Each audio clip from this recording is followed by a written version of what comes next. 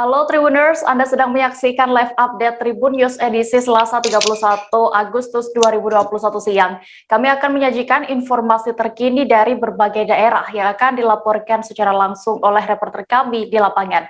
Bersama saya Dea Mita, inilah live update selengkapnya. Dugaan pelanggaran protokol kesehatan yang dilakukan Gubernur NTT Victor Bungtilu Laksikodat kini tengah mencuat. Tak hanya Gubernur NTT, kasus ini juga menyeret sejumlah pejabat daerah serta bupati se-NTT hingga menuai kecaman dari publik. Dua mahasiswa dari komunitas generasi milenial di Kota Kupang pun menggelar aksi protes terhadap kegiatan yang mengumpulkan banyak orang ini. Aksi protes ini dilakukan di belakang gedung DPRD Nusa Tenggara Timur. Informasi lengkapnya akan disampaikan rekan jurnalis Pos Kupang, Irfan Hoy, yang kini sudah tersambung bersama kami. Halo Irfan. Halo Dea, selamat siang. Iya, rekan Irfan, apakah aksi protes ini memang mewakili semua mahasiswa di NTT atau memang hanya aksi protes yang dilakukan secara pribadi? Baik Dea, untuk aksi protes kemarin yang dilakukan dua orang mahasiswa itu merupakan aksi spontanitas atas tindakan dugaan pelanggaran protokol kesehatan yang dilakukan Gubernur NTT bersama sejumlah pejabat yang dilakukan pada hari Jumat 27 Agustus 2021 lalu, tepatnya di Pantai Otan, Kecamatan Semau, Kabupaten Kupang. Nah, kedua mahasiswa ini meski tidak mewakili keseluruhan mahasiswa yang ada di Kota Kupang, tapi bagi mereka kehadiran mereka untuk menyuarakan hal ini telah mewakili aspirasi yang selama ini, yang akhir-akhir ini atas polemik itu terjadi, banyak disampaikan, banyak disuarakan oleh masyarakat ini. Demikian deh. Iya, lalu apa saja tuntutan para mahasiswa yang melakukan aksi itu, Irfan? Baik ya, tuntutan dua mahasiswa ini sederhana. Mereka meminta agar DPRD memanggil Gubernur NTT Victor Bungtilu Laksikodat serta sejumlah pejabat daerah agar mempertanggungjawabkan dugaan pelanggaran yang terjadi di Pulau Semau itu. Mereka juga meminta agar DPRD tidak seperti macan ompong yang hanya diam mengikuti apa yang dikerjakan, apa yang dilanggar oleh pejabat daerah tersebut. Demikian ya. Ya, lalu terkait aksi dua mahasiswa ini, apakah sudah ada tanggapan dari Pemprov NTT? Baik ya, untuk informasi sendiri, informasi yang kita himpun dari Pos Kupang, semalam Wakil Gubernur NTT Yosef Naisoid memberikan keterangannya bahwa kegiatan yang dilakukan di Pulau Semau itu telah dijalankan dengan protokol kesehatan yang ketat. Bahkan kehadiran kegiatan itu juga telah memberi dampak ekonomi bagi masyarakat di sekitar. Namun dia juga tidak menampik adanya video yang beredar tentang kerumunan itu. Sebagai informasi saja bahwa hari ini juga Cipayung Kota Kupang telah melakukan laporan resmi ke Polda NTT. Saat ini sedang berlangsung di Mapolda NTT. Ada 3 elemen mahasiswa yang melakukan laporan ini, dan mereka juga meminta agar Gubernur NTT untuk segera menyampaikan permintaan maaf terbuka ke hadapan publik terkait dengan dugaan pelanggaran itu. Demikian deh. Oke, terima kasih rekan jurnalis Pos Kupang Irfan Hoy untuk informasinya. Selamat kembali bertugas. Kita beralih ke informasi berikutnya, Tribuners. Kapolsek Galis Ibtu Barit Fauzan bersama Muspika Galis meresmikan Masjid Tangguh Bencana COVID-19 di Masjid Nurus Salihin, Kabupaten Pamekasan, Madura. Selain sebagai tempat ibadah, Masjid Tangguh Bencana COVID-19 ini juga menjadi lokasi vaksinasi gratis untuk masyarakat setempat. Diresmikannya Masjid Tangguh Bencana COVID-19 ini berkat sinergitas kemitraan Bina Kamtibmas di tengah pandemi COVID-19. Detail informasinya akan disampaikan langsung oleh rekan wartawan Tribun Madura, Kuswanto Ferdian, yang kini sudah bergabung bersama kami. Halo Kuswanto. Halo rekan Dea, bersama saya Kuswanto Ferdian di Pamekasan, Madura. Baik, rekan Kuswanto, berdasarkan pantauan Anda, informasi yang Anda himpun tadi, ada berapa total masjid di Pamekasan yang dijadikan Masjid Tangguh? Baik, terima kasih rekan Dea. Total Masjid Tangguh yang di Pamekasan itu ada sekitar 14 Masjid Tangguh. Ini masih tahap pertama yang diresmikan. Pertama, untuk di jantung kota, Masjid Tangguh itu terletak di Masjid Agung Asy-Syuhada. Sedangkan untuk di 13 kecamatan yang tersebar di seluruh Kabupaten Pamekasan, itu di berbagai kecamatan ada satu Masjid Tangguh, sehingga total keseluruhannya ada sekitar 14 Masjid Tangguh. Begitu rekan Dea. Lalu apa saja prosedur bagi jemaah yang akan menunaikan ibadah sholat di Masjid Tangguh ini? Baik, informasi ini sangat penting untuk disampaikan kepada para jemaah yang mungkin para wisatawan atau wisatawan religi yang sedang berkunjung ke Pamekasan. Biasanya mereka banyak melakukan sholat berjemaah di masjid-masjid besar yang ada di Pamekasan, terutama di Masjid Agung Asy-Syuhada. Di Masjid Agung Asy-Syuhada sekarang sedang diberlakukan yang namanya protokol kesehatan yang sangat ketat.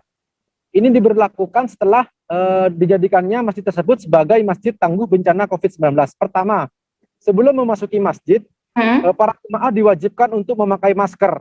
Apabila jemaah tidak membawa masker, petugas sudah ada yang memberikan. Di sana juga sudah ada petugas dari personil BPBD, TNI Polri, Dinas Kesehatan, dan juga dari Dinas Sosial yang juga ikut andil dalam pemantauan para jemaah yang akan sholat di Masjid Tangguh. Nah, setelah memasuki pintu gerbang masjid, para jemaah juga diwajibkan untuk melakukan cek suhu tubuh. Bagi mereka yang suhu tubuhnya melebihi dari 37 derajat, mereka tidak diperkenankan dan tidak dibolehkan untuk masuk ke dalam masjid. Ini dilakukan sebagai upaya antisipasi daripada pemerintah Kabupaten Pamekasan untuk mencegah terjadinya penyebaran COVID-19 klaster masjid. Nah, setelah bagi para jemaah itu suhu tubuhnya di bawah dari 37 derajat, mereka diperbolehkan masuk tetapi melalui bilik sterilisasi. Jadi mereka masuk di bilik sterilisasi, disemprot, di mana di situ ada penyemprotan khusus yang secara otomatis menyemprot para jemaah. Setelah melalui bilik sterilisasi, mereka diperkenankan untuk melakukan cuci tangan yang ada di depan pintu masjid kedua. Nah, setelah itu mereka diperbolehkan untuk melakukan sholat, mengambil wudhu dan segala macamnya. Nah, untuk sholat sendiri mereka juga akan diawasi oleh tim Satgas. Pertama mengenai jarak ya. Jarak saf sholat itu mereka diwajibkan untuk menjaga jarak minimal 1 meter. Dan saat bersolat pun mereka diwajibkan untuk melakukan yang namanya sholat menggunakan masker. Begitu rekan Dea. Iya, rekan Kuswanto, lalu bagaimana dengan harapan pemerintah dan juga pihak kepolisian dengan didirikannya Masjid Tangguh ini? Baik, dengan didirikannya Masjid Tangguh Bencana COVID-19 ini, pemerintah Kabupaten Pamekasan ingin segera mempercepat memutus mata rantai penyebaran COVID-19. Untuk saat ini rekan Dea, Pamekasan sudah memasuki PPKM level 2. Berbagai aktivitas masyarakat sudah agak kembali normal ya, termasuk sekolah juga sudah mulai masuk 50%, namun tetap dengan penerapan protokol kesehatan yang ketat. Nah, Masjid Tangguh COVID-19 ini juga Dea sebagai menjadi tempatnya pusat vaksinasi ya. Jadi di tempat Masjid Tangguh ini juga ada tempat vaksinasi khusus bagi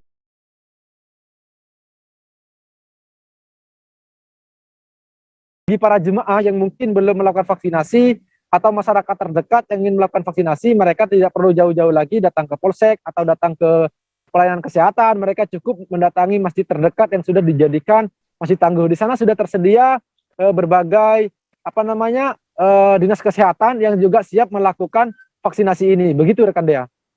Baik, Tribuners, tadi rekan Kuswanto juga sudah berhasil mendapatkan keterangan dari Kapolsek Palengaan Ibtu Sri Gunarto dan juga Bupati Pamekasan Badrut Tama. Berikut keterangan lengkapnya. Masjid Tangguh ini untuk apa, Komandan? Ya, jadi Masjid Tangguh diresmikan di Lonceng ini untuk menjadi contoh bagi masyarakat ya, bahwa dalam menghadapi virus COVID-19 ini kita benar-benar harus menerapkan protokol kesehatan. Jadi di Masjid Tangguh itu nanti kita terapkan protokol kesehatan terutama 3M ya, ada tempat cuci tangan, kemudian atur jarak waktu sholat berjamaah, kemudian memakai masker bagi jemaah masjid. Sementara ini di Polsek Palengan ada berapa Masjid Tangguh, Dan? Di wilayah Polsek Palengan ada satu kemarin diresmikan oleh Bapak Camat, yaitu Masjid Jami Baitur Rahman di Sapelangan Laut. Terakhir himbauan ke masyarakat, Komandan? Ya, mari kita taati protokol kesehatan yang ada. 5M ya, memakai masker, cuci tangan, jaga jarak, hindari kerumunan dan mengurangi mobilitas. Insya Allah dengan cara seperti itu kita sehat dari COVID-19. Dan vaksin jangan lupa, kita laksanakan vaksin karena aman dan halal. demi meningkatnya imun tubuh kita menghindari virus COVID yang ada. Siap, terima kasih Komandan. Kabupaten Pamekasan dengan data yang kita miliki, kita membuat beberapa bantuan dengan klaster-klaster yang berbeda. Hari ini kita memberikan bantuan untuk 1.295 masjid di launching di Masjid As-Syuhada di Kabupaten Pamekasan. Seluruh masjid di Kabupaten Pamekasan dari data yang masuk ke kita 1.295 ini semuanya akan kita bantu. Ini tidak bantuan kepada masjid, tetapi bantuan kepada margot dan seluruh pengelola masjid di Kabupaten Pamekasan. Ada 4.148 bantuan yang sedari 1 minggu ini, bantuan ini sudah standby di seluruh kecamatan di Kabupaten Pamekasan. Baru kemudian per hari ini akan kita serahkan ke seluruh takmir masjid dan dilaksanakan serentak Pak Camat dan seluruh Forkopimda untuk secara langsung menyerahkan bantuan yang isinya yang pertama ada vitamin, ada masker, ada beras, ada minyak goreng, dan keseluruhannya kita akan dorong Masjid Tangguh di Kabupaten Pamekasan. Ada sebagian beberapa teman yang bertanya, Masjid Tangguh ini pemerintah di Kabupaten Pamekasan punya beberapa program. Yang pertama adalah pesantren tangguh. Kita beri namanya Santana, Santri Tanggap Bencana. Baru kemudian nanti Masjid Mastana, Masjid Tanggap Bencana. Pasal juga. Beralih ke Banten, Tribuners, uji coba kegiatan belajar mengajar tatap muka untuk sekolah di Cilegon sudah dimulai sejak kemarin Senin 30 Agustus. Pelaksanaan uji coba sekolah tatap muka di kota Cilegon ini menggunakan sistem ganjil genap. Sekolah tatap muka juga hanya dilakukan selama 1-2 jam saja setiap kelasnya. Selain itu, kegiatan tatap muka ini juga dibatasi sebanyak 50% dari kuota maksimal kelas. Kabar selengkapnya akan disampaikan rekan wartawan dari Tribun Banten, Hairul Ma'arif, yang kini sudah terhubung bersama kami. Halo rekan Hairul.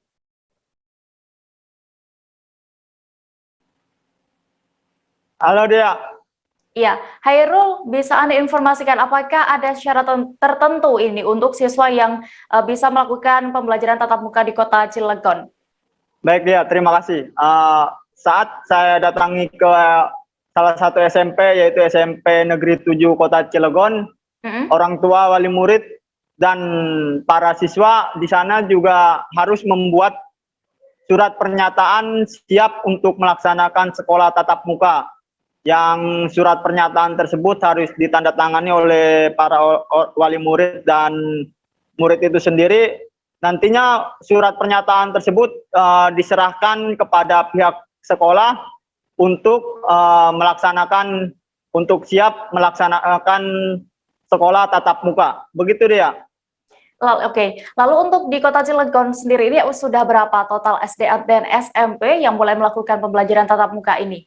Hairul. Ya, baik dia. Terima kasih.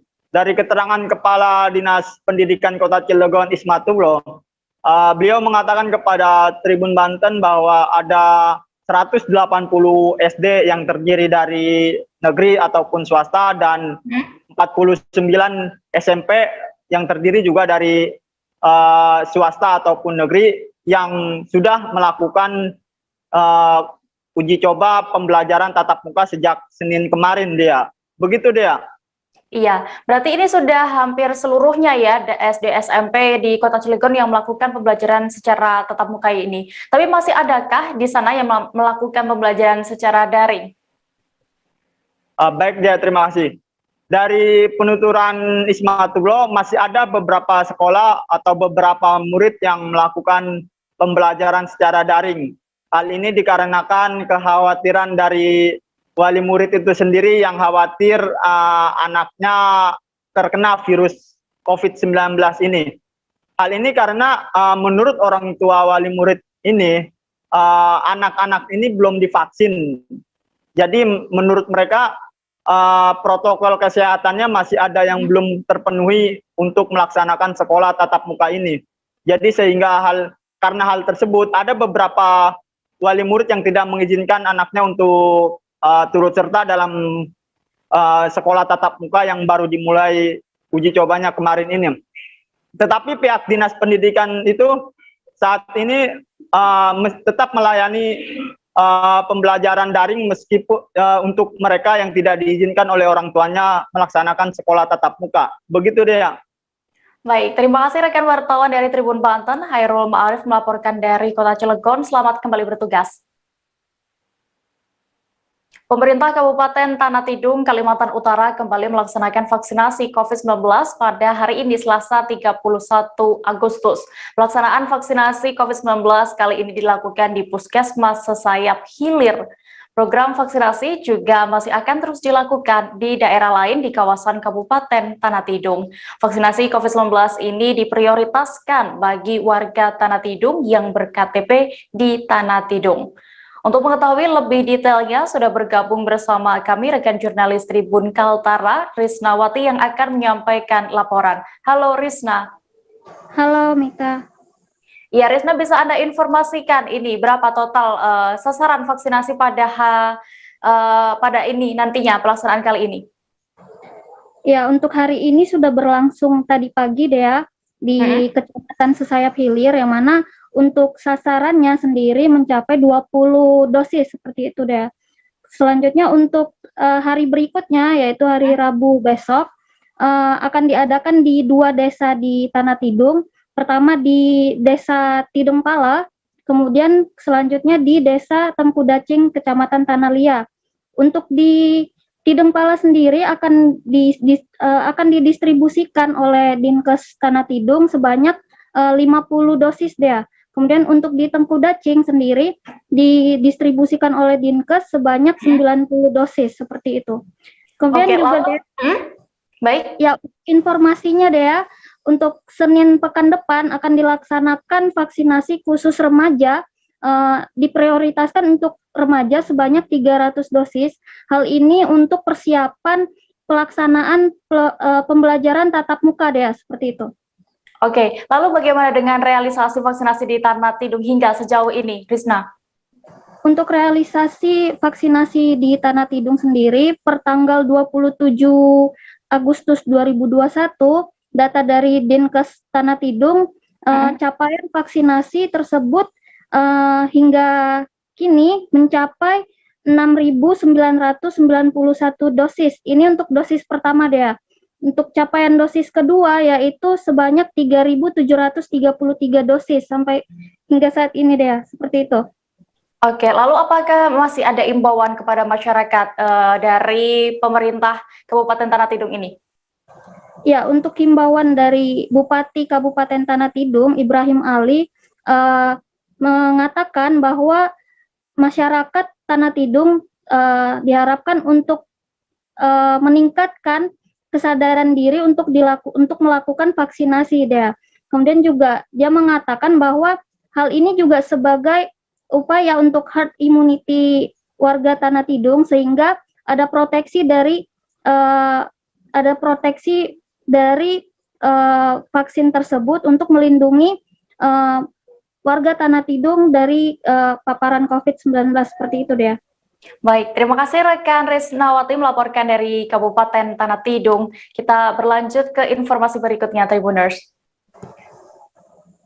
2 nelayan di Kabupaten Majene dikabarkan hilang saat melaut bersama dengan satu kapal pada Jumat 27 Agustus lalu. Keduanya melaut menggunakan perahu kadomping kecil berwarna biru hitam dengan nama perahu Pantai Dato. Pencarian 2 nelayan hilang di Kabupaten Majene ini masih terus dilakukan dan hingga hari ini Selasa 31 Agustus yang merupakan hari ketiga pencarian, namun hasilnya masih nihil.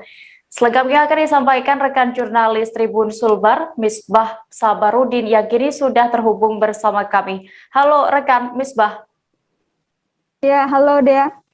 Misbah, bisa Anda informasikan bagaimana dengan hasil pencarian 2 nelayan yang hilang di Majene ini? Iya, Dia, terima kasih.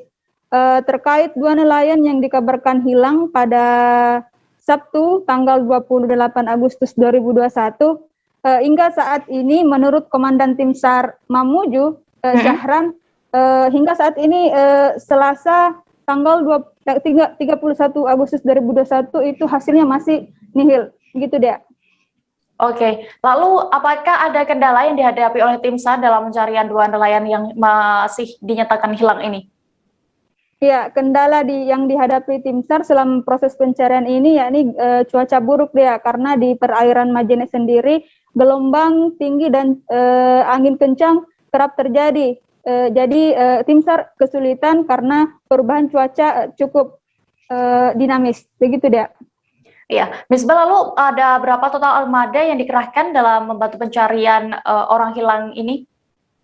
Iya, total armada yang dikerahkan untuk tim SAR sendiri satu rubberboat perahu dari Basarnas Mamuju, dan terlihat juga sejumlah warga setempat membantu Basarnas mencari dalam proses pencarian mengerahkan totalnya 5 perahu nelayan.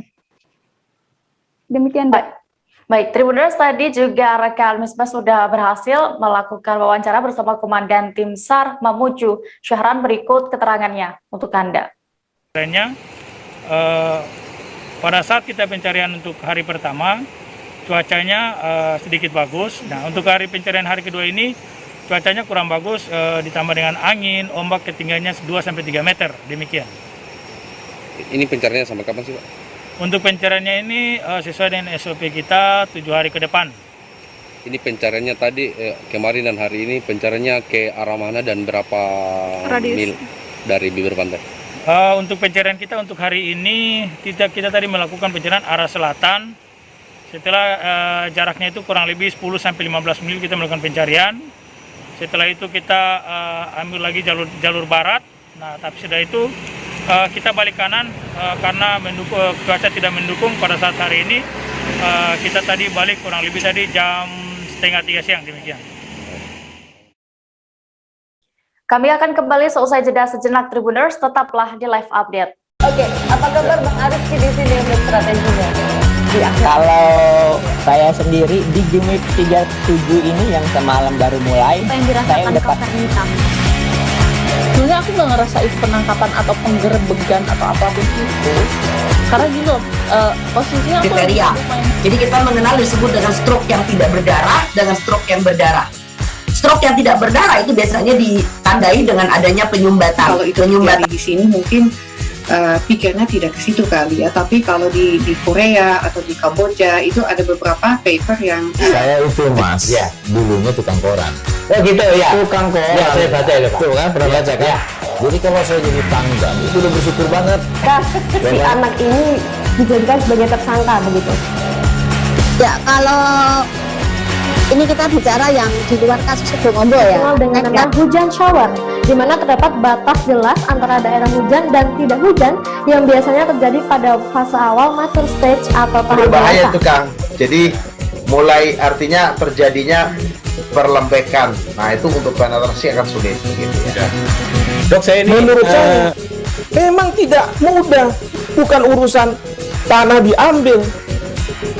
Kalau misalnya Amerika Serikat sekarang, Rasulullah mengatakan dalam sebuah hadis bahwa berpuasa di 6 hari Syawal itu. Oke, apa kabar Bang Ariski di sini untuk strateginya? Kalau saya sendiri di Gimik 37 ini yang semalam baru mulai, saya udah hitam. Sebenarnya aku nggak ngerasa itu penangkapan atau penggerbegan atau apapun itu, karena gini loh, posisinya kriteria. Jadi kita mengenal disebut dengan stroke yang tidak berdarah dengan stroke yang berdarah. Stroke yang tidak berdarah itu biasanya ditandai dengan adanya penyumbatan. Kalau itu terjadi di sini mungkin pikirnya tidak ke situ kali ya, tapi kalau di Korea atau di Kamboja itu ada beberapa paper yang saya itu Mas, ya dulunya tukang koran. Oh gitu ya, tukang koran. Ya saya baca ya Pak. Tuh kan pernah baca kan? Ya. Jadi kalau saya jadi tanggal itu udah bersyukur banget. Si anak ini dijadikan sebagai tersangka begitu. Ya kalau Ini kita bicara yang di luar kasus Sebongombol ya. Dengan nama hujan shower, di mana terdapat batas jelas antara daerah hujan dan tidak hujan yang biasanya terjadi pada fase awal mature stage atau tahap Berbahaya dewasa. itu Kang. Jadi mulai artinya terjadinya perlembekan. Nah itu untuk penetrasi akan sulit gitu ya. Dok, saya ini menurut saya memang tidak mudah, bukan urusan tanah diambil. Kalau misalnya Amerika Serikat sekarang, Rasulullah mengatakan dalam sebuah hadis bahwa berpuasa di 6 hari Syawal itu. Oke, apa kabar Bang Arif di sini untuk strateginya? Kalau saya sendiri di Jumip 37 ini yang semalam baru mulai, saya udah Sebenarnya aku nggak ngerasa itu penangkapan atau penggerebegan atau apapun itu, karena gini loh, posisinya aku Kriteria. Jadi kita mengenal disebut dengan stroke yang tidak berdarah dengan stroke yang berdarah. Stroke yang tidak berdarah itu biasanya ditandai dengan adanya penyumbatan. Kalau itu terjadi di sini mungkin pikirnya tidak ke situ kali ya, tapi kalau di Korea atau di Kamboja itu ada beberapa paper yang Saya itu Mas, ya dulunya tukang koran. Oh gitu ya. Tukang koran. Ya saya baca ya Pak. Tuh kan pernah baca kan? Ya. Jadi kalau saya jadi pangdam itu udah bersyukur banget. Si anak ini dijadikan sebagai tersangka begitu. Ya kalau ini kita bicara yang di luar kasus Sebongombol ya. Dengan nama hujan shower, di mana terdapat batas jelas antara daerah hujan dan tidak hujan yang biasanya terjadi pada fase awal mature stage atau tahap Berbahaya dewasa. itu Kang. Jadi mulai artinya terjadinya perlembekan. Nah itu untuk penetrasi akan sulit gitu ya. Dok, saya ini menurut saya memang tidak mudah, bukan urusan tanah diambil. Kalau misalnya Amerika Serikat sekarang, Rasulullah mengatakan dalam sebuah hadis bahwa berpuasa di 6 hari Syawal itu. Oke, apa kabar Bang Arif di sini untuk strateginya? Kalau saya sendiri di Jumip 37 ini yang semalam baru mulai, saya Terima kasih Anda masih menyaksikan live update Tribun News. Kita menuju ke Kalimantan Barat, Tribuners. Pemerintah pusat merencanakan untuk membuat kebijakan wajib vaksin bagi para pengunjung mal. Setiap warga yang hendak masuk ke dalam mal ini wajib menunjukkan kartu vaksin miliknya. Selain itu, pengunjung mal juga harus tetap menerapkan protokol kesehatan seperti menggunakan masker dan mengecek suhu tubuh. Kebijakan ini pun juga berlaku bagi seluruh mal di daerah Indonesia termasuk di Pontianak. Informasi lengkapnya terkait kebijakan wajib menunjukkan sertifikat vaksin di Pontianak ini akan disampaikan rekan jurnalis Tribun Pontianak, Ferianto, yang kini sudah tersambung bersama kami. Halo Ferianto. Halo rekan Ferry, bisa mendengar saya? Halo, selamat siang Dea. Iya. Ferry, apakah mal di Pontianak ini sudah menerapkan pemeriksaan sertifikat vaksin seperti yang diinstruksikan oleh pemerintah pusat? Nah, untuk di Kota Pontianak sendiri memang sudah ada beberapa mal ya. Nah, tapi untuk sampai saat ini mal yang ada di Kota Pontianak itu masih belum menerapkan pemeriksaan sertifikat vaksin bagi para pengunjungnya. Namun para di mal-mal sendiri itu sudah menerapkan pemeriksaan ketat bagi setiap pengunjung, itu diwajibkan menggunakan masker dan juga dilakukan pemeriksaan suhu oleh petugas keamanan yang disiagakan di depan pintu masuk mal-mal ini ya.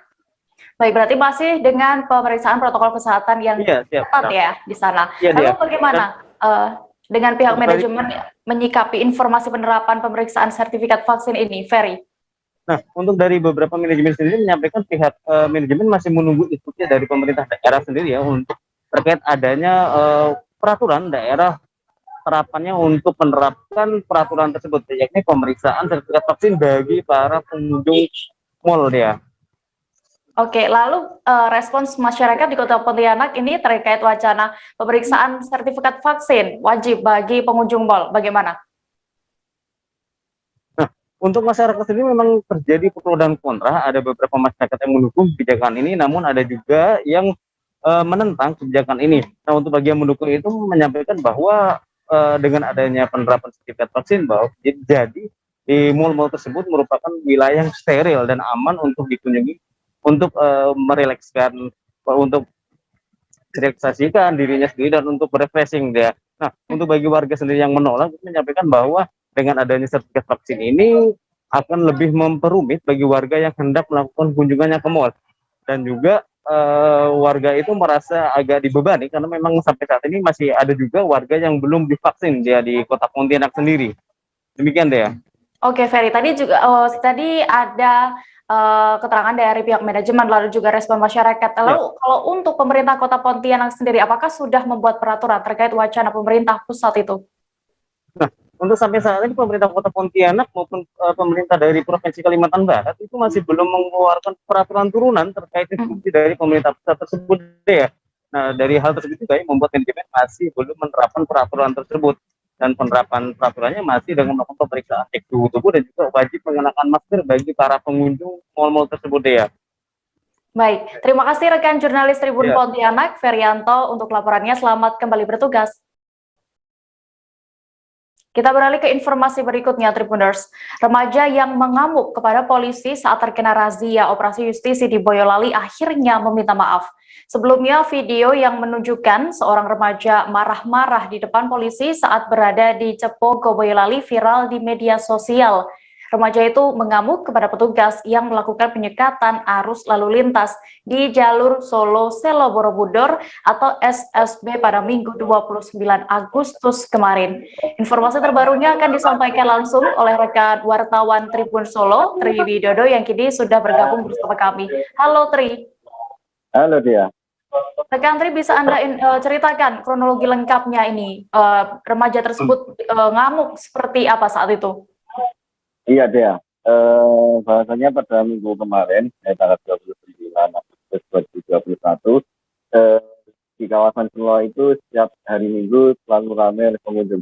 Oleh sebab itu, tim gabungan yang terdiri dari Polres Boyolali, Kodim 0724 Boyolali, serta Satpol PP melakukan penyekatan di ruas tersebut.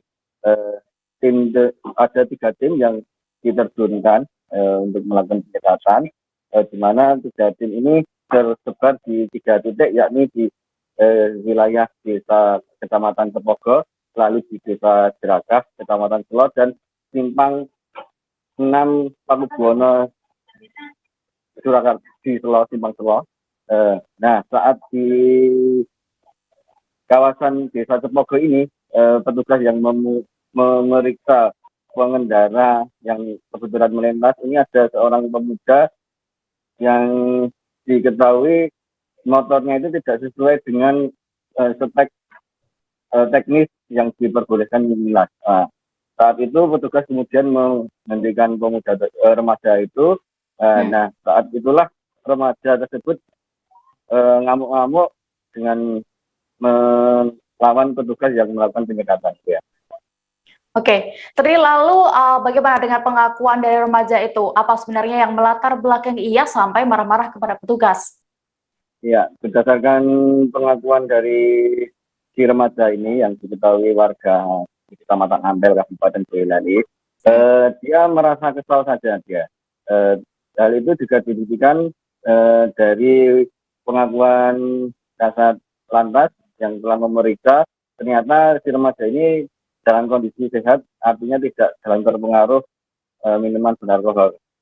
Dia hanya merasa kesal karena dia yang ingin berwisata ke Selo lalu dihentikan oleh petugas yang melakukan penyekatan dia. Oke, atas tindakannya itu bagaimana? Apakah tetap diproses hukum atau bagaimana terhadap remaja itu? Mengingat usia remaja ini masih berkisar 16 tahun, polisi tidak melanjutkan perkara hukum remaja ini karena si remaja ini sudah melakukan permintaan maaf kepada petugas dan melalui media sosial. Meski begitu, namun kendaraan yang dipakai oleh si remaja ini tetap ditahan, mengingat kendaraan tersebut tidak memenuhi spek teknis yang diperbolehkan, antara lain knalpotnya blong, kemudian lampu seinnya juga tidak ada, terlebih lagi spionnya juga tidak ada, kemudian STNK-nya juga tidak dibawa saat berkendara itu. Ya.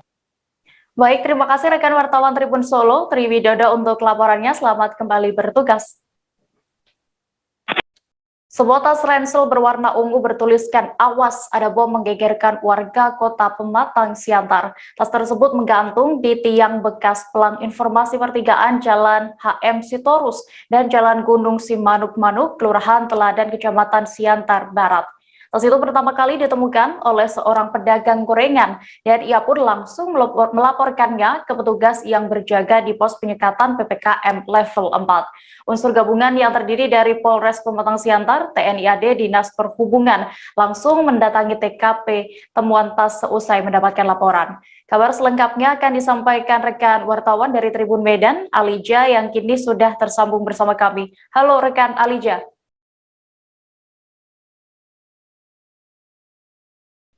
Ya, siang Dea. Alija, bisa Anda informasikan seperti apa proses identifikasi tas ransel yang mencurigakan ini? Ya, terima kasih Dea. Jadi pasca ditemukan pertama kali oleh pedagang gorengan, langsung pedagang goreng tersebut melaporkan ke petugas PPKM level 4 Pematang Siantar yang jaraknya tak terlalu jauh dari lokasi temuan dari tas tersebut. Selanjutnya, pihak kepolisian sendiri langsung mensterilisasi lokasi dari kerumunan, yang mana lokasi tersebut berdekatan dengan Taman Hewan Pematang Siantar. Polisi selanjutnya, Polres Pematang Siantar, maksud saya, itu berkomunikasi dengan Polda Sumut untuk menurunkan tim dari penjinak bom Satuan Gegana Polda Sumut. Nah, setelah dilakukan deteksi baik dari getaran bunyi dan logam, petugas kemudian berhasil membawa tas mencurigakan tersebut ke tengah dan membukanya. Dan ditemukan ternyata hanyalah sebongkahan keramik dan tulisan Anda kurang beruntung. Seperti itu Dea. Oke, lalu apakah ada saksi atau CCTV di lokasi sekitar untuk mengetahui siapa pelaku yang iseng menaruh tas ini? Ya, Polres Pematang Siantar sendiri selanjutnya telah mengumpulkan beberapa CCTV yang ada tepat di sana. Hanya saja yang mengarah untuk siapa pelaku sendiri itu belum diketahui. Polisi juga telah memeriksa saksi-saksi yang menemukan pertama kali, selanjutnya dimintai keterangan. Nah, informasi terbaru Kapolres menyatakan masih mendalami, seperti itu dia. Oke, lalu bagaimana langkah dari pihak kepolisian selanjutnya ini, Alija? Ya, Kapolres Pematang Siantar, AKBP Boy Sultan Binanga Siregar yang baru saja saya konfirmasi tadi, menyampaikan masih mendalami kasus tersebut. Kepolisian juga masih mengumpulkan beberapa CCTV yang ada di sekitaran dari lokasi itu untuk mengetahui siapakah yang membawa tas ungu tersebut untuk selanjutnya dengan iseng meletakkannya di dekat Taman Hewan Pematang Siantar. Seperti itu dia. Baik, Tribuners, tadi rekan Alija sudah berhasil melakukan wawancara bersama Kapolres Pematang Siantar, AKBP Boy Sultan Binanga Siregar. Berikut keterangan lengkapnya. Selesai, namun nanti keputusan itu ada tindak lanjut lagi dari yang lebih berwenang ya. Nanti kita tunggu dari tim Gegana secara resmi. Tapi bukan alat peledak ya? Informasi masih nanti kita akan sampaikan. Memang informasinya tadi kita ya. Jadi kan kepolisian agar tidak terjadi kembali terulang teror seperti ini, bagaimana? Kita dari polisi dibantu TNI juga ya, sedang mencari informasi. Sampai saat ini kita sudah melakukan penyisiran, mencari saksi-saksi yang mengetahui dari jam berapa tas itu ada, apakah ada saksi yang melihat siapa yang menaruh barang itu. Kita juga lagi mencari CCTV, mudah-mudahan ketemu dengan cepat. Ya. Kita beralih ke Jambi, Tribuners. Aksi penembakan terjadi di wilayah Broni, Kelurahan Murni, Telanai-Pura pada Minggu 29 Agustus malam kemarin. Video aksi penembakan ini juga sempat viral di media sosial, khususnya Instagram. Informasi yang dihimpun Tribun, dalam aksi penembakan tersebut, satu orang mengalami luka tembak di tangan. Korban diduga merupakan korban salah sasaran. Selengkapnya akan disampaikan rekan jurnalis Tribun Jambi, Aryo Tondang, yang kini sudah terhubung bersama kami. Halo Aryo. Ya, halo Dea. Rekan Aryo, bisa Anda ceritakan bagaimana kronologi lengkap penembakan ini? Oke, terima kasih Dea. Perlu diinformasikan Dea, aksi penembakan sendiri terjadi pada Minggu malam ya, di mana satu orang laki-laki ditembak secara sengaja menggunakan senjata di Kelurahan Murni. Kronologis itu saat itu korban sendiri sedang duduk di atas kos-kosannya, kemudian tanpa sebab 3 orang atau 2 orang tepatnya datang ke kosan tersebut serta melakukan pengancaman, kemudian melepas tembakan. Tidak hanya itu, Dea, satu lainnya juga sempat diterjang, melakukan penganiayaan, diterjang, dipukul, dan mengancam menggunakan senjata tajam, begitu deh. Lalu apakah sudah diketahui motif aksi penembakan ini? Oke, terima kasih Dea. Untuk motif sendiri, hasil keterangan dari korban serta dari pihak kepolisian bahwasanya motif ini adalah didasari karena hutang piutang Dea, di mana pelaku sendiri menuntut hutang kepada rekan korban, lebih tepatnya rekan korban sebesar 200.000. Namun saat tiba di rumah atau di TKP, pelaku tidak menemukan sasaran, kemudian ada malah korban yang bernama Damsi yang diserang tanpa sebab, begitu. Ya. Oke, berapa ada total pelakunya dan apakah sudah diamankan mereka pelaku aksi penembakan ini?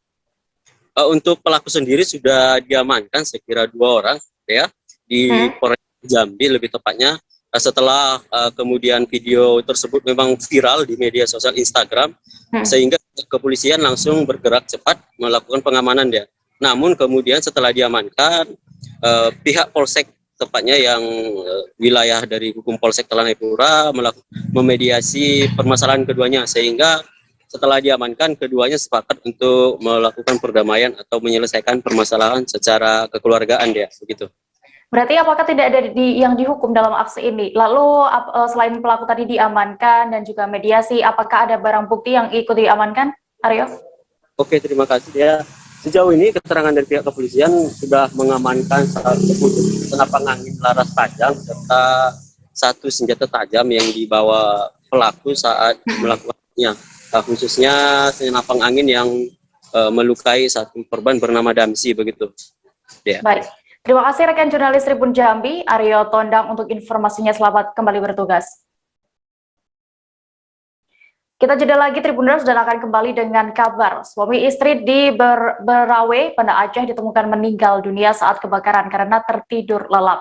Jangan kemana-mana, tetaplah di live update. Oke, apa kabar Bang Ariski di sini untuk strateginya? Kalau saya sendiri di Jumip 37 ini yang semalam baru mulai, saya udah sebenarnya aku nggak ngerasa itu penangkapan atau penggerebegan atau apapun itu, karena gini loh, posisinya aku kriteria. Jadi kita mengenal disebut dengan stroke yang tidak berdarah dengan stroke yang berdarah. Stroke yang tidak berdarah itu biasanya ditandai dengan adanya penyumbatan. Kalau itu terjadi di sini mungkin pikirnya tidak ke situ kali ya, tapi kalau di Korea atau di Kamboja itu ada beberapa paper yang saya itu Mas, ya dulunya tukang koran. Oh gitu ya, tukang koran. Ya saya baca ya Pak. Tuh kan, pernah baca kan? Ya.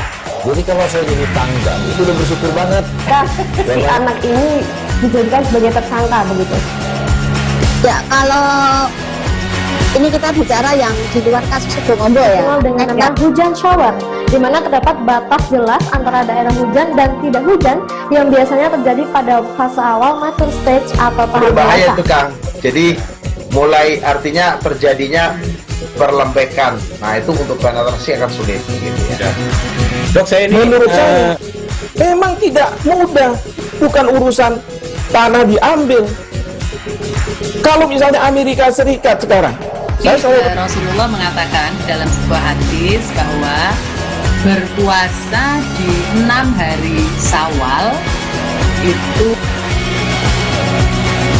Oke, apa kabar Bang Ariski di sini untuk strateginya? Kalau saya sendiri di Jumip 37 ini yang semalam baru mulai, saya udah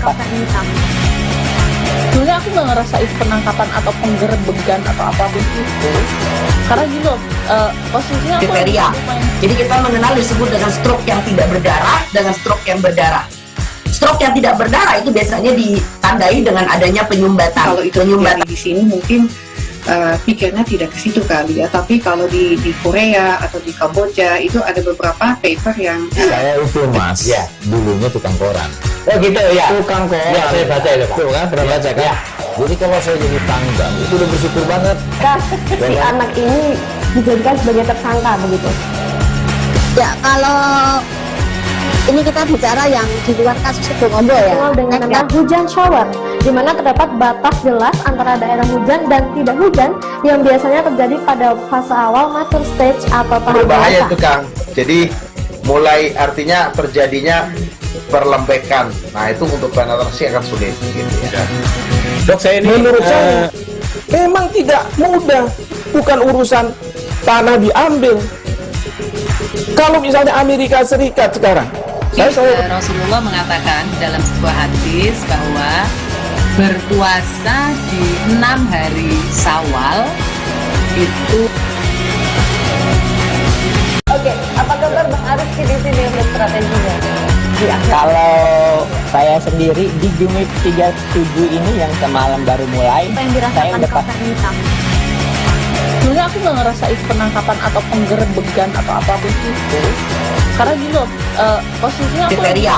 Jadi kita mengenal disebut dengan stroke yang tidak berdarah dengan stroke yang berdarah. Stroke yang tidak berdarah itu biasanya ditandai dengan adanya penyumbatan. Kalau itu terjadi di sini mungkin pikirnya tidak ke situ kali ya, tapi kalau di Korea atau di Kamboja itu ada beberapa paper yang Saya itu Mas, ya dulunya tukang koran. Oh gitu ya. Tukang koran. Ya saya baca itu Pak. Tuh kan pernah baca kan? Jadi kalau saya jadi tanggal itu udah bersyukur banget. Si anak ini dijadikan sebagai tersangka begitu. Ya, kalau ini kita bicara yang di luar kasus Situbondo ya, dengan nama hujan shower, di mana terdapat batas jelas antara daerah hujan dan tidak hujan yang biasanya terjadi pada fase awal mature stage atau tahap Berbahaya dewasa. itu Kang. Jadi mulai artinya terjadinya perlembekan. Nah itu untuk penetrasi akan sulit gitu ya. Dok, saya ini menurut saya memang tidak mudah, bukan urusan tanah diambil.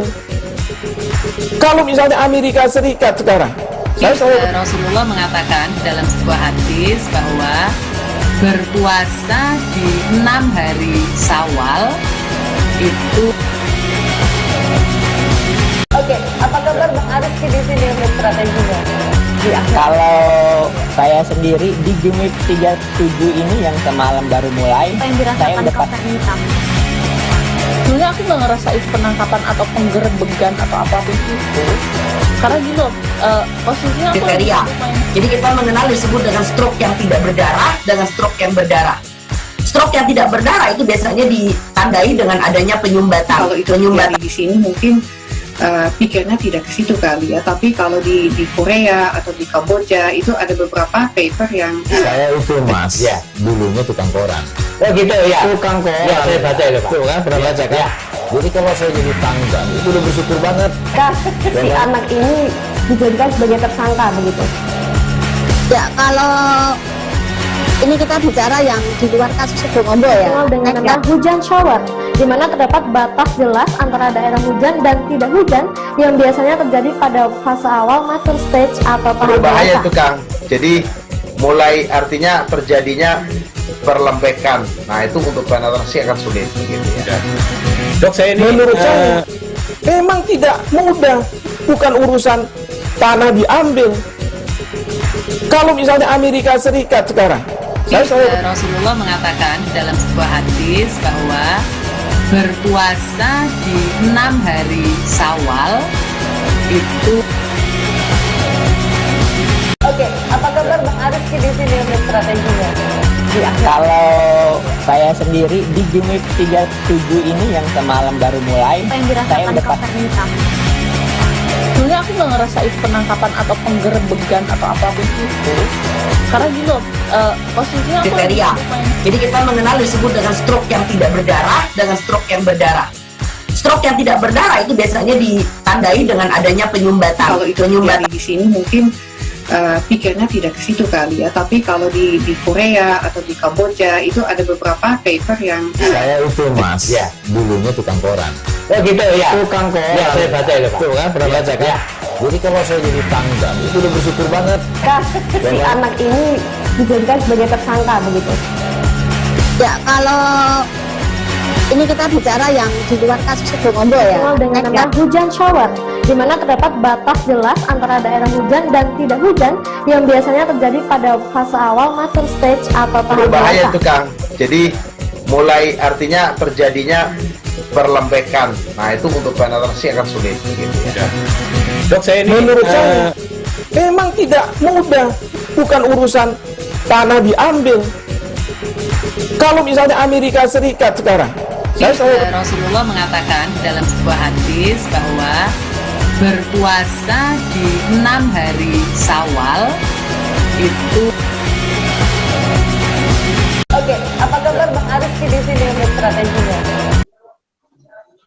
Kembali di live update Tribuners, kita menuju ke informasi berikutnya dari Jawa Timur. Satlantas Polresta Malang Kota menayangkan video para pelanggar lalu lintas di sebuah video di Videotron, maksud kami, untuk memberi efek jerah. Di samping tindakan ini juga sebagai bentuk sanksi sosial dan sanksi moral. Selain ditayangkan di Videotron, video pelanggar lalu lintas itu juga ditayangkan di Instagram Satlantas Polresta Malang Kota. Inovasi ini diharapkan dapat menekan pelanggaran lalu lintas di Kota Malang. Informasi lengkapnya akan disampaikan oleh rekan jurnalis Tribun Jatim, Kukuh Kurniawan, yang kini sudah tersambung bersama kami. Halo Kukuh. Halo Mbak. Ya, Kukuh, bisa Anda informasikan sebenarnya Videotron ini sudah ada sejak kapan inovasinya dibuat oleh Satlantas Polresta Malang Kota? Jadi inovasi Satlantas Polresta Malang Kota dalam menayangkan video para pelanggar lalu lintas di Videotron itu sudah dilakukan sejak Jumat tanggal 27 kemarin. Oke. Dan hingga saat ini tetap terus dilakukan inovasi tersebut. Oke. Lalu ini penayangan video para pelanggar lalu lintas ini akan ditayangkan di berapa Videotron ini, Kukuh, dan akan sampai kapan penayangannya? Jadi untuk penayangan video para pelanggar itu akan dilakukan di 5 titik Videotron yang tersebar di wilayah Kota Malang, dan itu akan nanti videonya akan ditayangkan selama 3 hari, sehingga diharapkan inovasi tersebut dapat menekan pelanggaran lalu lintas di Kota Malang. Baik, terima kasih rekan jurnalis Tribun Jawa Timur, Kukuh Kurniawan, untuk laporannya. Selamat kembali bertugas. Kebakaran terjadi di Desa Berawe, Kecamatan Kuta Alam, Banda Aceh. Pasangan suami istri atas nama Sudarisman berusia 56 tahun dan istrinya Kairani 63 tahun ditemukan meninggal dunia dalam insiden ini.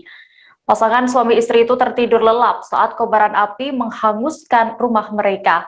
Insiden kebakaran ini juga menghanguskan satu rumah warga lain. Detail informasinya akan disampaikan langsung oleh rekan wartawan Serambi News, Misran Asri, yang kini sudah bergabung bersama kami. Halo, Misran.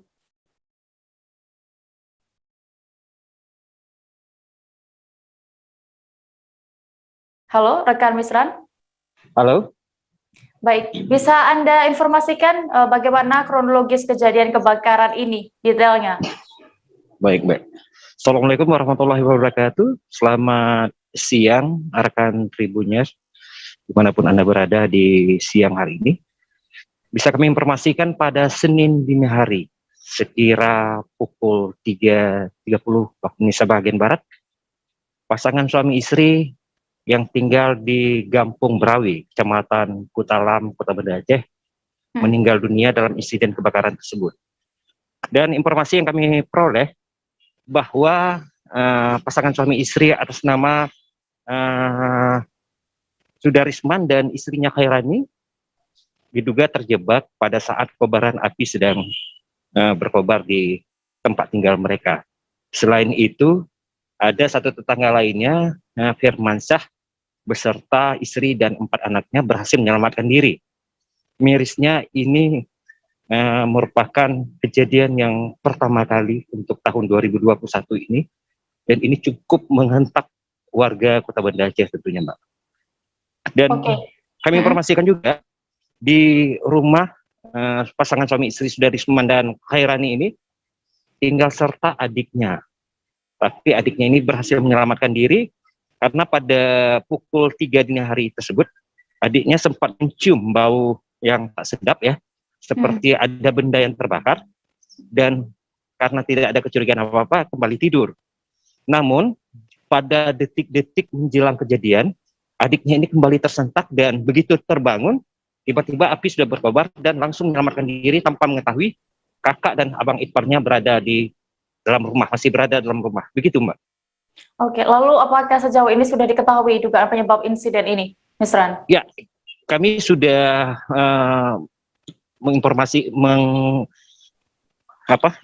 sudah memintai keterangan dari sejumlah saksi dan dari kepolisian juga beberapa pihak lainnya menyebutkan bahwa sejauh ini memang masih dalam penyelidikan ya pihak kepolisian dan kemungkinan besar dugaan ini hubungan arus pendek listrik.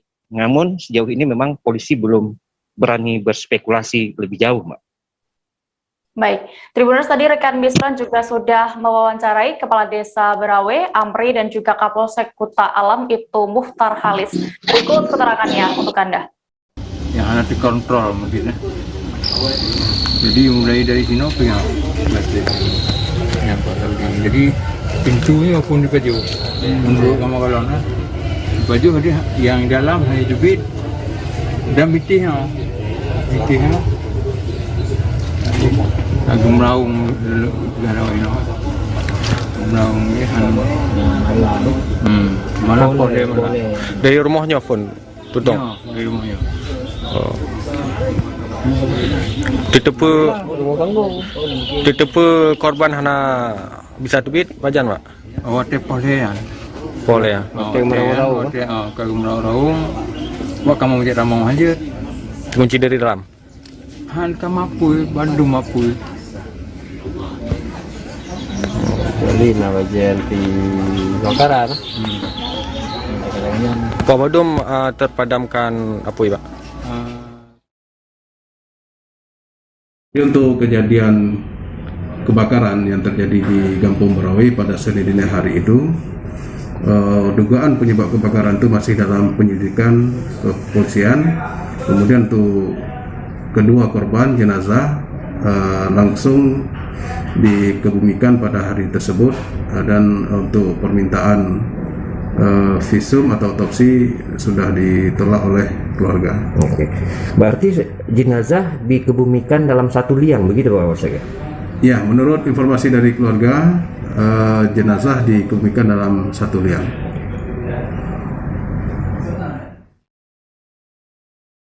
Dua sekolah dasar di Kota Ambon disegel ahli waris pemilik lahan sejak Senin 30 Agustus kemarin. Pantauan Tribun Ambon di lokasi pagar gedung yang ditempati oleh dua sekolah dasar itu dipasangi rantai besi sepanjang 2 meter. Terpasang pula sebuah surat pernyataan dari ahli waris pemilik tanah yang berisi tuntutan kepada sejumlah pihak. Kabar selengkapnya akan disampaikan rekan wartawan dari Tribun Ambon, Dedi Aziz, yang kini sudah terhubung bersama kami. Halo Dedi. Ya, halo rekan Dea. Ya, rekan Dedi, bisa Anda gambarkan bagaimana pantauan Anda di lokasi tadi sekolah tersebut selama disegel ini? Ya, terima kasih rekan Dea dan Tribuners.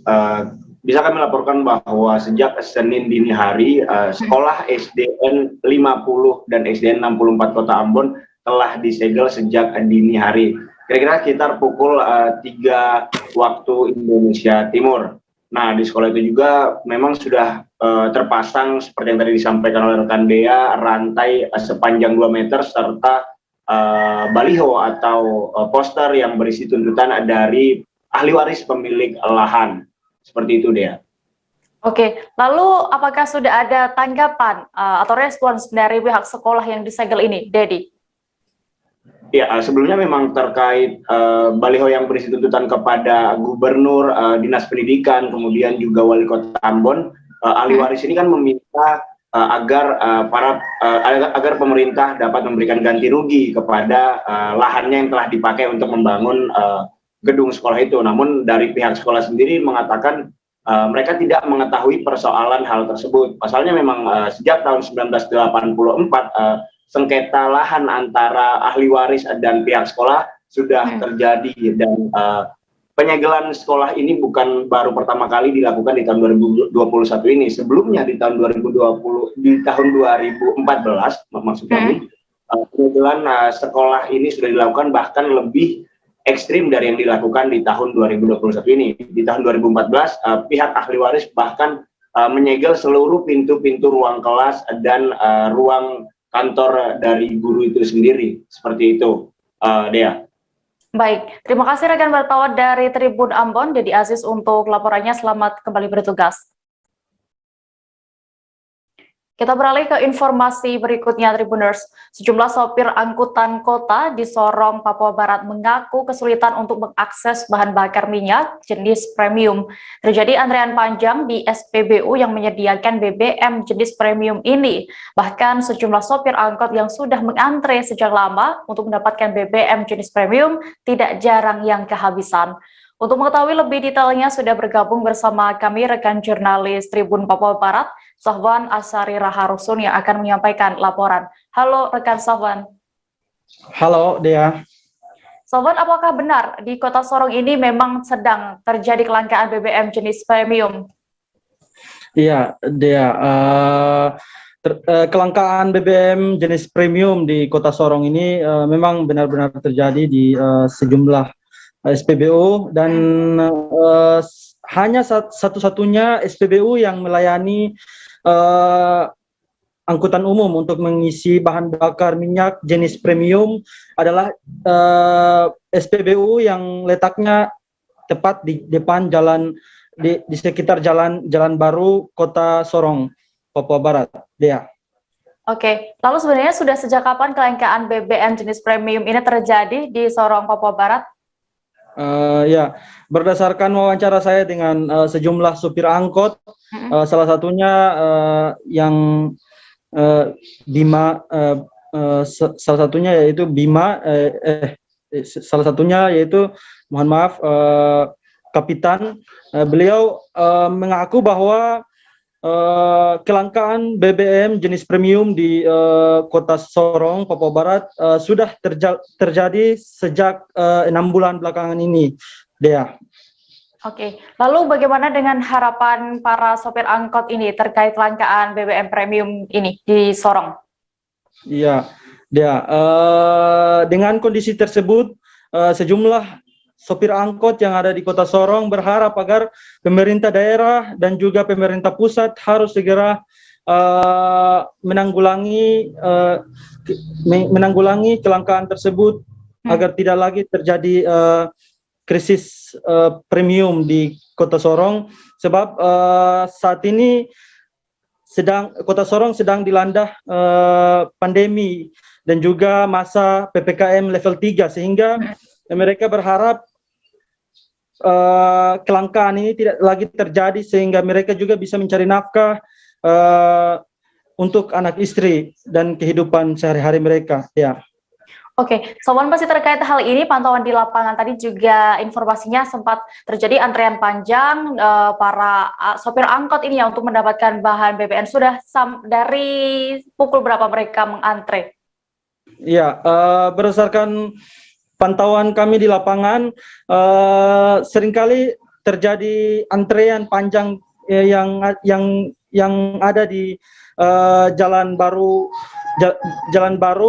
dekat SPBU Jalan Baru sudah sejak pukul 10 hingga sore. Namun ada beberapa sopir angkot mengaku bahwa meskipun sudah mengantre panjang dan juga membutuh waktu yang cukup panjang untuk masuk ke SPBU, namun ada beberapa yang tidak kebagian BBM tersebut. Ya. Baik, Tribuners, tadi juga rekan Sawan sudah berhasil meminta keterangan dari Stephen Kapitan, salah seorang sopir angkot di Kota Sorong, Papua Barat. Berikut keterangannya. Kalau menurut kami sopir taksi itu, Kota Sorong ini paling setengah mati BBM. Kadang-kadang kita sudah penumpang sudah sepi, makanya kan PPKM ini tuh, jadi kita mencari juga tidak terbatas. Baru bensinnya juga kita antri begini, BBM-nya kita antri, tidak bisa. Kadang-kadang kita tinggal 2 mobil atau 1 antrian semua dekat, bensin langsung habis. Jadi kita minta dari pemerintah daerah sampai pusat, kalau bisa dari kementerian, dong bisa perhatikan di tanah Papua ini, di Sorong ini, Kota Sorong, Papua Barat tuh, Karena kita memelu dengan BBM ini. Kalau kita mau isi Petralite saja setengah mati Pak. Karena ini angkut begini, mau isi Petralite 7.850. Kita penumpang kalau satu hari kita pendapatannya 200. Mau isi bensin semua, belum lagi store. Gitu. Ini sudah mau berapa bulan? 6 bulan ini. 6 bulan ya. Iya. Biasanya lancar, biasanya kita langsung masuk. Tapi mulai tiba-tiba antrian panjang ini, kita minta sama kepala daerah kalau bisa mereka juga pantau-pantau di sini. Dari pusat juga dong bisa pantau kita di Papua ini, Papua Barat ini toh, Kota Sorong, khususnya di Kota Sorong. Selama ini dia punya kenaikan harga. Memang di BBM ini kan yang premium kan 6.500, 6.500. Kalau yang Petralite kan 7.800, 50.000, 7.850.000. Nah, semua kita makanya kalau harga begitu kan penumpang sepi, kita punya teman-teman semua mengeluh dengan BBM ini. Jadi BBM-nya setengah mati, penumpangnya setengah mati. Apalagi yang ada yang bersangkutan di kredit di bank, ada yang bersangkutan dengan ini. Jadi kita minta juga kalau PPKM begini, ya mungkin dari pusat juga, dong juga perhatikan. Beralih ke Kepulauan Riau, Tribuners, mobil listrik Tesla terguling di arah Batu Aji menuju arah Sekupan pada Senin 30 Agustus siang. Sopir yang banting setir ke kiri hilang kendali lalu terguling ke dalam selokan di pinggir jalan tersebut. Kejadian kecelakaan mobil mewah ini pun menjadi perhatian warga yang lewat di jalan. Seorang saksi mata bernama Dharma melihat mobil tersebut oleng ke arah kanan jalan. Selengkapnya akan disampaikan rekan jurnalis Tribun Batam, Argianto Nugroho, yang kini sudah terhubung bersama kami. Halo rekan Argi.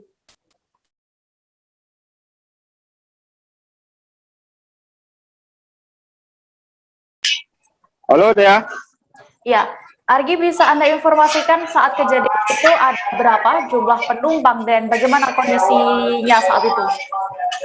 Oke Dea, saat terjadi kecelakaan mobil listrik Tesla di Jalan Diponegoro, Kota Batam, ada 3 penumpang di dalam mobil listrik yang ikut terguling. Warga yang melintas atau melihat kejadian tersebut langsung membantu mengevakuasi penumpang yang ada di dalam mobil agar bisa keluar dari mobil. Kondisi mobil listrik sendiri saat oleng itu berdiri ke kiri, jadi penumpang yang di dalam juga cukup kesulitan untuk bisa keluar dari mobil. Maka dari itu sejumlah pengendara yang melihat tersebut langsung membantu pengendara agar bisa keluar dari mobil yang terguling tersebut. Begitu dia. Lalu bagaimana dengan keadaan para penumpang saat itu? Apakah mengalami luka-luka atau bagaimana, Argi? Untuk kondisi 3 penumpang tersebut tidak mengalami luka kecil maupun luka berat lainnya.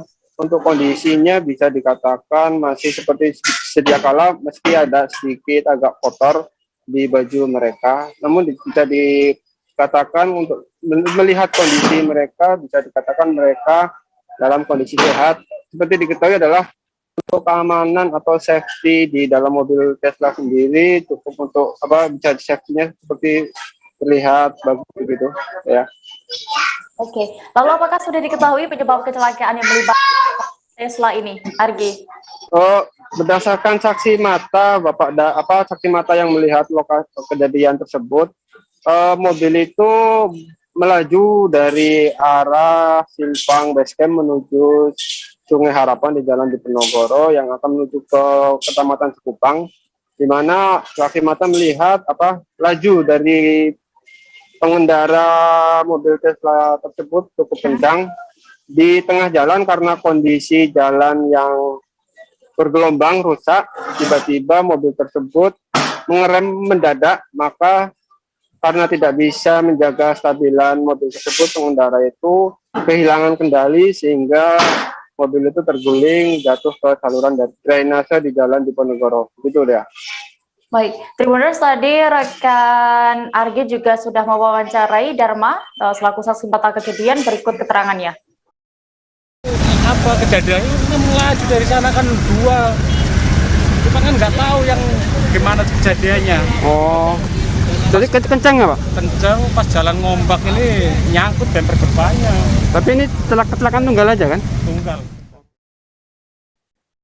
Seorang pengemudi taksi online di Kota Makassar, Sulawesi Selatan menjadi korban penculikan dan penyekapan sejumlah orang. Korban diculik lalu ditinggal di sebuah hutan di Provinsi Gorontalo. Kini pelaku penculikan yang berjumlah 3 orang berhasil ditangkap aparat kepolisian.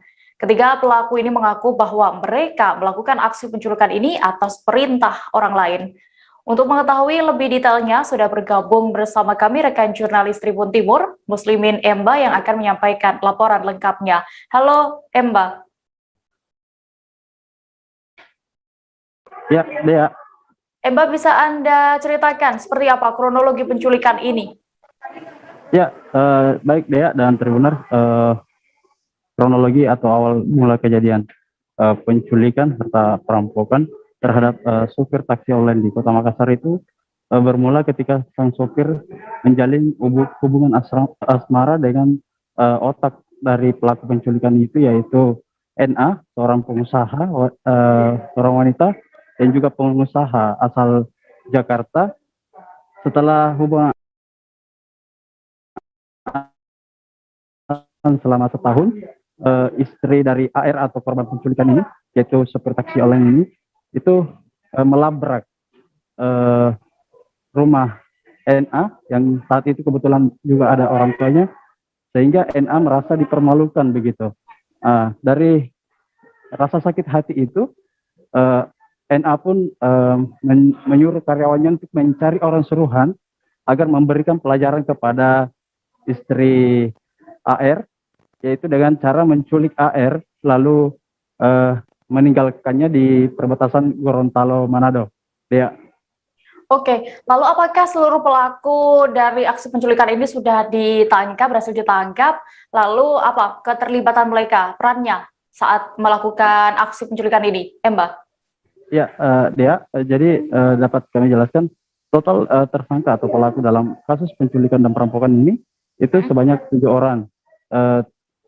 3 dari Makassar yang merupakan eksekutor dari penculikan, sementara 3 lainnya merupakan karyawan ataupun teman dari NA atau otak pelaku dari penculikan ini. Peran mereka sendiri yang di Makassar menjadi eksekutor, terus yang 3 orang dari Jakarta, laki-laki juga yang merupakan teman dari NA, itu selaku penghubung atau pencari orang suruhan yang dimaksud oleh NA. Dia. Oke, lalu apa motif NA ini pada akhirnya ia mencari orang untuk melakukan aksi penculikan ini, Emba? Ya, jadi motif dari aksi penculikan ini yaitu dilatar belakangi oleh rasa sakit hati atas perlakuan dari istri AR yang melabrak NA tepat di depan orang tuanya. Kemudian dia pun ingin memberikan pelajaran kepada AR atau istri AR dengan cara membuat skenario penculikan terhadap AR. Dia. Baik, Tribuners, tadi rekan Emba sudah berhasil mendapatkan keterangan dari Kasat Reskrim Polrestabes Makassar, Kompol Jamal Fatur Rahmat. Berikut keterangannya. Kejadian di Jalan Sultan Hasanuddin Alauddin, Kota Makassar. Waktu kejadian kurang lebih, jadi pencurian dan kekerasan ini diawali dari tanggal 6 Agustus sampai dengan tanggal 14 Agustus. Jadi kejadian ini diawali di TKP-nya di wilayah Makassar, di Jalan Alauddin, di salah satu tempat makan di sana pada 4 Agustus. Kemudian kurang lebih korban ini diajak mutar-mutar oleh pelaku ini sampai tanggal 14 Agustus ini korban ini diturunkan di daerah perbatasan Manado dan Gorontalo dalam keadaan telanjang. Seperti itu. Jadi terkait ini modus operandinya tersangka ini atas inisial NA berhubungan asmara dengan korban kurang lebih berjalan 1 tahun. Jadi korban ini merupakan salah satu driver ojek online yang ada di Makassar. Kemudian setelah melakukan hubungan asmara, terjadi cekcok antara istri korban dengan tersangka ini. Kemudian tersangka merasa sakit hati, dan tersangka ini meminta dan merekrut beberapa orang temannya di Jakarta dan di Makassar. Kemudian terjadilah adegan ataupun skenario pencurian dan kekerasan disertai dengan penculikan. Korban di sini inisial AR. Untuk pelaku ada 7 orang, ada NA, ada MA, ada AD, AZ, AB, dan HR. Informasi tadi sekaligus menutup perjumpaan kita dalam live update Tribun News siang ini. Jangan lupa untuk terus memperbaharui kabar terupdate lainnya di seluruh kanal YouTube Tribun Network. Terakhir Tribuners, lantaran masih di tengah pandemi, kami kembali mengingatkan kepada Anda untuk selalu menerapkan protokol kesehatan dimanapun berada. Dan mewakili kru yang bertugas, saya Dea Mita pamit. Terima kasih dan sampai jumpa. Jangan lupa like, subscribe, dan share ya.